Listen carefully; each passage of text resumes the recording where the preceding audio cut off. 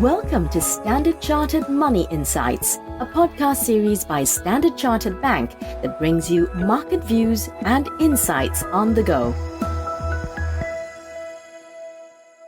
Welcome to Cut to the Chase. Today is Tuesday, the 11th of July. I'm Daniel Lam, your host for the podcast. In recent media interviews and client events, we've often been asked about our thoughts on the Indian economy and Indian equities in general. So let us take a look today.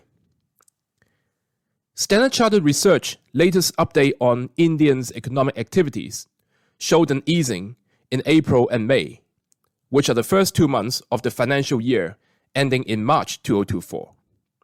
But the moderation was mild, and overall activity stayed well above pre-pandemic levels.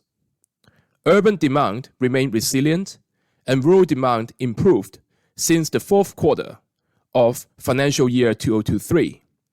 And that's despite a small dip in April, which was likely followed by a quick recovery in May. As such, Standard Chartered Research forecast a first quarter financial year 2024 GDP growth to be at 7.8%, which is slightly higher than the 6.5% growth recorded in the previous quarter. Now going forward, Standard Chartered Research expects quarterly growth rates to settle in the 5.1 to 5.8% range as the favorable base effect fades.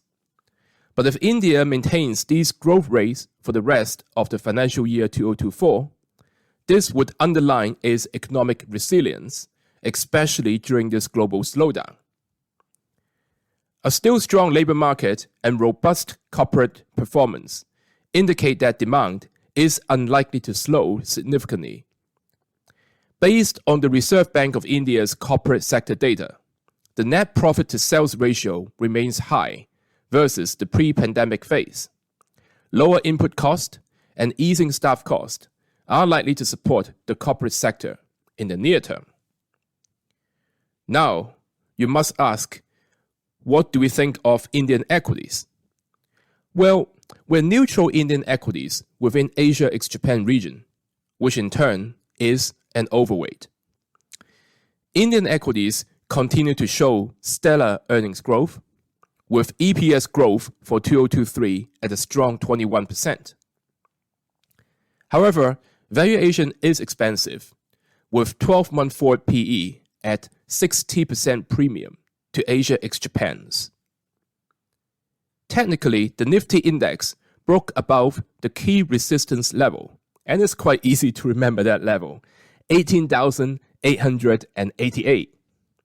That level was tested twice over the last 12 months. Now we believe the index may be prone to a slight pullback, with that 18,888 as an important point of support, and that's the level where investors may start to quote-unquote buy in stages. That is all from me for today. As always, if you enjoy this podcast, please don't forget to rate and like it. Thanks for listening, and we wish you a happy day ahead. Thank you for listening to Standard Chartered Money Insights, a podcast series by Standard Chartered Bank.